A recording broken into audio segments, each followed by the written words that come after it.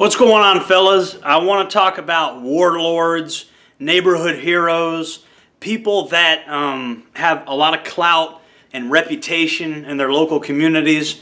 This is something we've really lost in many places in the West, where we're atomized, where we're on our smartphones all day, where we work and we go home, and then this has kind of been replaced with like social media figures, right? But back in the day, and in many countries today, and in prison, by the way, this is something prison still has. There are these people that have a lot of social clout that people gravitate to, and these people kind of command resources and stuff like that. And this has largely been replaced with social media influencers, captains of industry. It's more been this sort of natural instinct we have to gravitate toward leaders has become sort of hijacked by the Silicon Valley companies like Facebook, stuff like that. I think they've really hijacked this, and they've made it to where their influencers, who they pick by manipulating the algorithms, sort of rise to the top. But that's a subject for another day. I want to talk about the anthropological reality of humanity and what shit hit the fan looks like, and why I believe that warlords and people that control resources are actually going to have power, and why the zombie apocalypse shit hit the fan fantasy is not going to it's not going to play out that way. And it's not going to play out that way because, like, if human beings wanted chaos, we could have it. The natural state of the universe is chaos, and we have built societies. We've built societies out of chaos, right? And so saying that society will totally, permanently collapse like the video game Fallout 4 or something, and just order will never fully be restored, that's like saying ants aren't going to build an anthill. What happens when you kick over an anthill? The ants come back and they rebuild it, and then a couple days later, the anthill, it may not be as good looking as when you first kicked it over, but they're going to rebuild civilization. So there's going to be law and order even in a society that has collapsed. And what's going to happen is a lot of preppers that have been stockpiling food and resources right now, they're going to become powerful because they're going to be distributing their excess supplies. If you got a situation like COVID, only with a more serious disease, or if you have a situation like the breakup of Yugoslavia, or if you have a Weimar Germany sort of situation with runaway hyperinflation, whatever, people are going to seek out local leaders that have stuff that are able to feed them. And I know a lot of you guys are like, well, I'm just going to stay on my property, and anybody that crosses my property line, I'm going to shoot them. Well, that's really stupid. That's really stupid for multiple reasons. One, these are people that probably will pledge their allegiance to you if you feed them, right? You got to know how to manage those people, and we're going to go into that in a second. Two, they're going to be organized by another warlord that does feed them. And when that warlord runs out of stuff to feed them, he's going to say, hey, you know this other guy that has massive stockpiles of stuff and he's not feeding you? Let's go get him. And then that will be his resupply plan.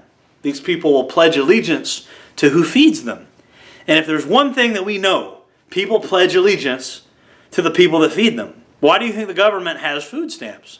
Why do you think they have Social Security and things like that, where they take taxpayer money and then redistribute it? Well, it's because it's easy to get people to pledge their allegiance to to entities that give them stuff. If there's an entity that gives you stuff and feeds you and keeps you alive, you're more likely to have allegiance toward that. It's a huge part of the reason governments have social spending programs to begin with. I firmly believe that if there was ever a crisis in the United States, that preppers would become neighborhood hero, warlord figures. And I'm not saying they would all be evil. Some of them will be evil, 100%. But what I'm saying is, like, it's just the allure of the power you get from that.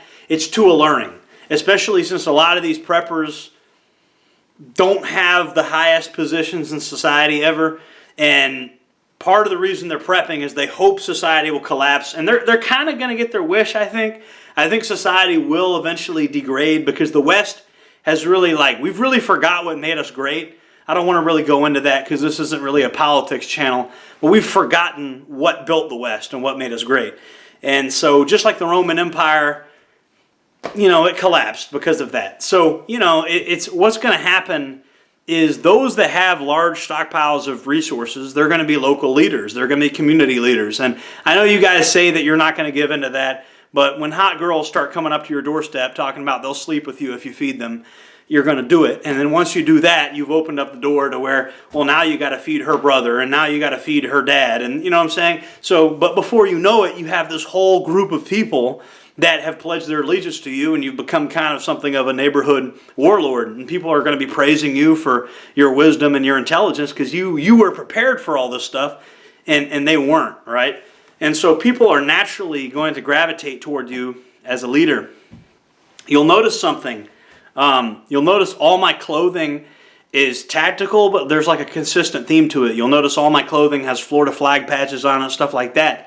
But if you kind of have some uniformity with your clothing and you got like a kind of a consistent theme to where you have all your guys at least look somewhat similar, that's good. It's a good psychological effect. You need to be aware of jealousy. History shows us that when people are jealous of you, they might kill you and take your stuff, right? People might just kill you out of plain resentment. So you need to read the 48 Laws of Power.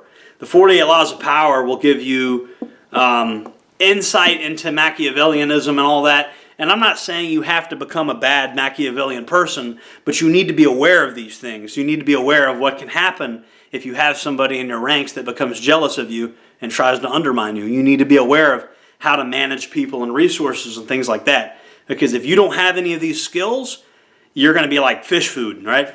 You know, those of you that have been to prison, you probably possess a lot of these skills, and you probably already know. That's another thing I wanted to mention in this channel. Do not underestimate and laugh at people that have been to prison. My God, they have more experience with these types of things than you do, and you probably want somebody that's been to prison as your enforcer. If you become a warlord, if you become this neighborhood hero type during a large-scale disaster, you're absolutely going to want some kind of big, bulky enforcer type for your own personal security. You're going to need somebody to ensure your personal security in case somebody gets jealous and thinks that they should be you even though they weren't prepared, right? And so this is another reason I think gray man theory is garbage. I think if society collapses, even if it were a slow process, society's collapse could be a slow and gradual process. That's another thing.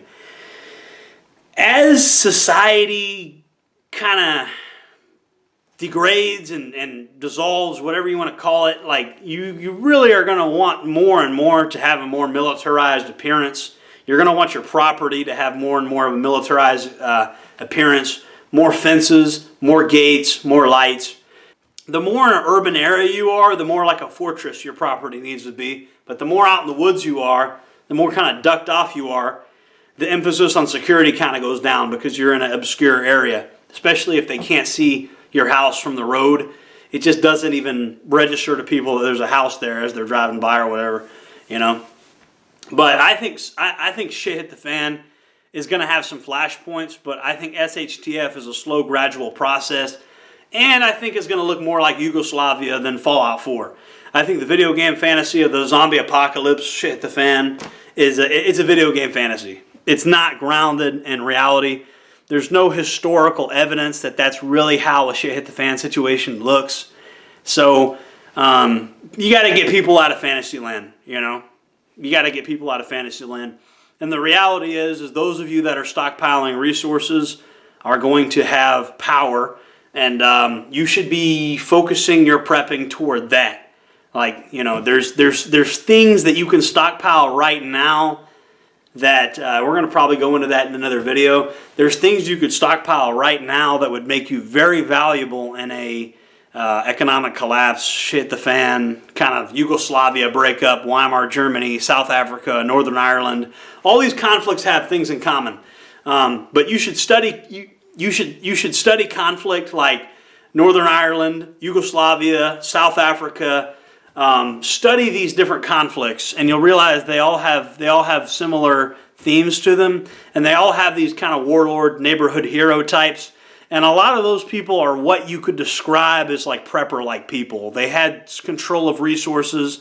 They had stockpiles of supplies. They could kind of see where things were headed, and they ended up in positions of power and authority.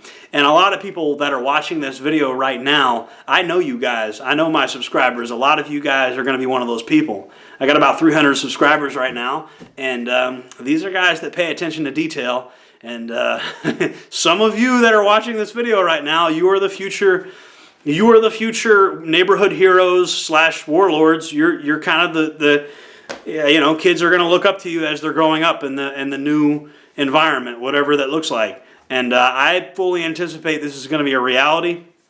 And I don't really like the gray man theory thing, because I think if you look the part, people are going to naturally gravitate toward you as a leader in the community.